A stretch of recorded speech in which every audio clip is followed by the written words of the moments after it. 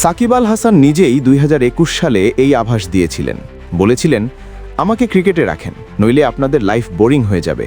মিডিয়ারকে সাকিবকে দরকার। হ্যাঁ, ক্রিকেট থাকুক বা না থাকুক, বিশ্বকাপে বাংলাদেশ খেলতে পারুক বা নাই পারুক, সাকিবকে বাংলাদেশের দরকার। বিসিবির দরকার, মিডিয়ার সামনে, সমর্থকদের সামনে আইওয়াশের জন্য হলেও বারবার সাকিবকে দরকার। বাংলাদেশ ক্রিকেট বোর্ডের মিডিয়া কমিটির প্রধান আমজাদ হোসেন সংবাদ সম্মেলনে বলেছেন, সাকিব আল হাসান যদি অ্যাভেলেবল থাকেন, ফিটনেস থাকে ও ভেন্যুতে উপস্থিত থাকার মতো পরিস্থিতি থাকে, তাহলে বোর্ড বা নির্বাচক প্যানেল তাকে দলে নেওয়ার জন্য বিবেচনা করবে। সাকিবের তাই ফেরার রাস্তাটা পরিষ্কার হলো। জাতীয় দলের জার্সিতে আরও একবার মাঠে নামার অনুমতিপত্র পেলেন তিনি।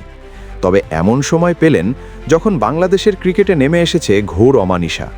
বিসিবি ব্যর্থতার স্মারকলিপি ধামাচাপা দেওয়ার জন্যই যেন সাকিবের শরণাপন্ন হয়েছে।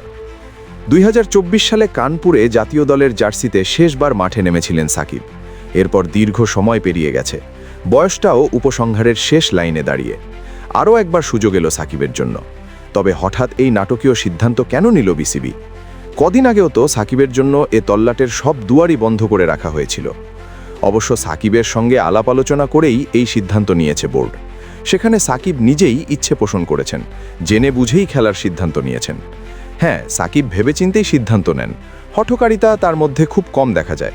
কিন্তু বিসিবি কি সময় মতো সব সিদ্ধান্ত নিতে পারে, কিংবা বুঝে শুনে? যদি পারত, সাকিব আগেই তো ফিরতে পারতেন।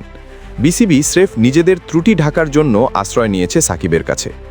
8 ঘন্টার ম্যারাথন বৈঠকে শূন্য খাতায় কিছুটা মার্ক যোগ করার চেষ্টা করেছে। এদিনই তো টি-20 বিশ্বকাপ থেকেই আনুষ্ঠানিকভাবে নাম কেটে গেছে বাংলাদেশের। টি-20 বিশ্বকাপ শুরুর পর থেকে প্রথমবারের মতো বাংলাদেশকে ছাড়াই বসতে যাচ্ছে এবারের আসর।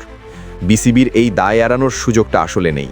তাই সমালোচনার তীরে বিদ্ধ হওয়ার আগেই সাকিবকে এক অর্থে ঢাল বানানো হয়েছে। সাকিব হয়তো এবার সত্যি সত্যিই ফিরবেন, সেটা অল্প কিছু দিনের জন্য হলেও তিনি ফিরবেন। তবে যোগ্যতা, অবদান কিংবা সম্মানের বিচারটা এখানে কমই করা হয়েছে। সাকিব কেবল হাতে থাকা ট্রাম্প কার্ডের টিক্কা, যা ব্যবহার করলে মুহূর্তেই ঘুরে যেতে পারে খেলা।